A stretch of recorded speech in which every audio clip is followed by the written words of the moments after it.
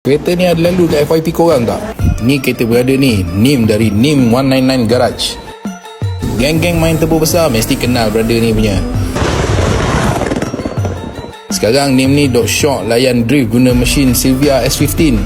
Tapi satu hari berguling-guling dalam kereta tu. Tapi dia okey.